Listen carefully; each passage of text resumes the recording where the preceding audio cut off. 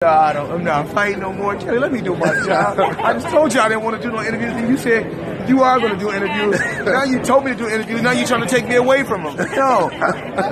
Let me show Dante's Boxing Nation some love. That's what I'm talking about. He's been at the Mayweather Boxing Club for years, grinding, working hard. Dante also, paid a lot of his own money, just like a lot of different other companies, to support us. So I must show love back.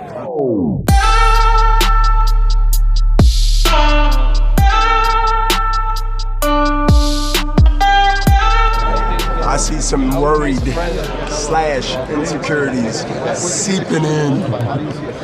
Where do you think both fighters are mentally? Oh, you know what I'm talking about. Where do you...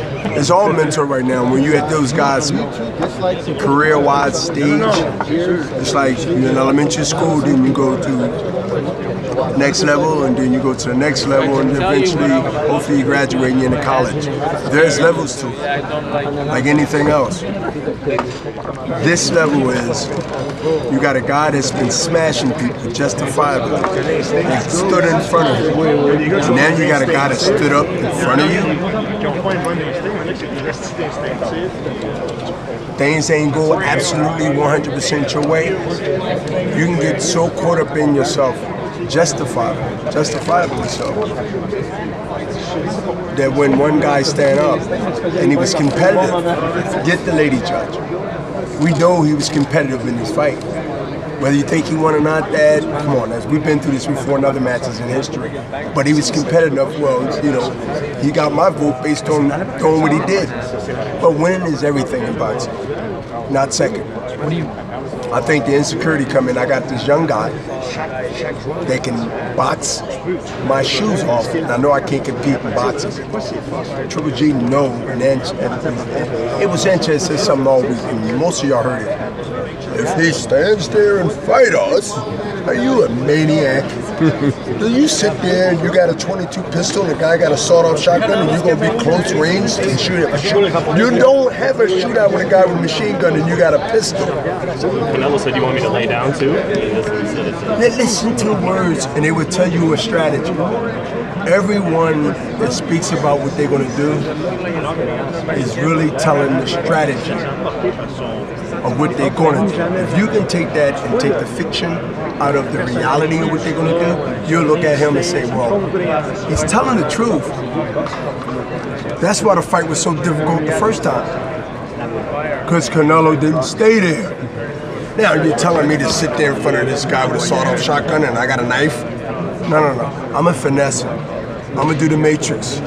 I'm going to let him miss, and I know I'm faster, so I'm going to make him pay for it. And then I'm going to have ketchup coming down his nose. And then I'm going to spank him and make him look stupid and frustrated. He's going to be swinging right hooks and right hands, trying to hit me up the top of the head, trying to knock my equilibrium off, and it ain't going to work. And then one round gets in the bank, the other round gets in the bank, the other round gets in the bank. Now you got a puncher who live and die by one thing. If I hit you, I'm going to nail you, but it never happens. And then you have a 12-round unanimous, no controversy, lopsided decision. What happened? Oh, some reporters, he got old overnight. We seen some signs 3 fights ago. I already got the script. I already know the script. Why? Because I've been in the game 30 years as a professional. And I paid attention. I stayed awake or woke all the time. So I understand the spin game. I understand the agenda game. And I understand reality. As long as I don't let my feelings and emotions get caught up between being a part of Golden Boy and not saying to the world the truth, then I got to worry about the Bernard Hopkins brand and my credibility. And I live with me to the grave, not anything else that I'm involved in. That's key, and my credibility. So I'm going to say the truth, I'm going to promote, and I'm going to tell you the truth. The Espn came out this week as he was the greatest middleweight. I seen it. I got it on my phone. Two questions. I don't. First of all, I'm not being diplomatic here. I'm not saying it just to say, okay, that's a spin move, because you can do that too.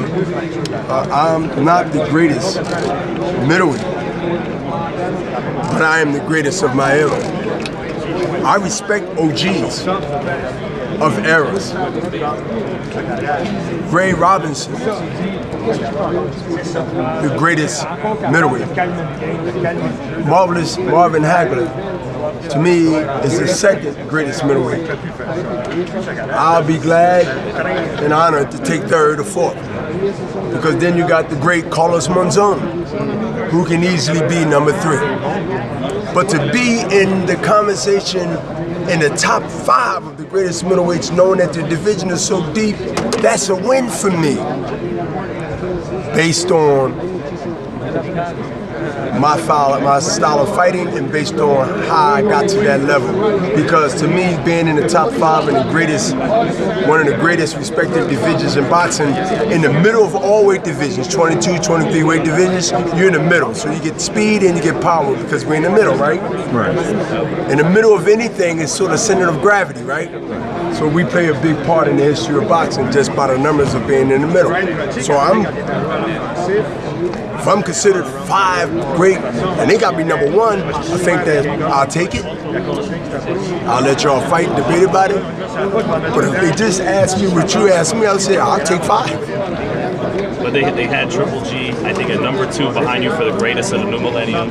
How would that fighter win in your prime, and does he deserve it? He is everything that they give him in this era. But look at the era. Look at the trail of bodies he beat and left. Do you recognize them? Jacobs. You recognize Jacobs. So do I give a guy the greatest of that era because he fought one guy that we know that didn't really put up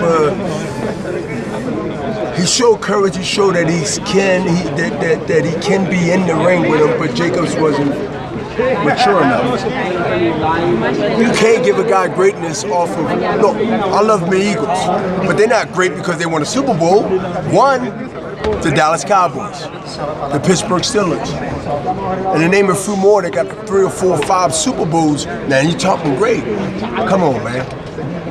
Come on, man. I know you wanted great when you heard you was dating a nice girl in high school. and she was beautiful, respectful, but that don't make you a great dater to be with, right? Right? You brought it up, so I gotta let you know what I know about you, right? But you did good. You all right? You bounced back.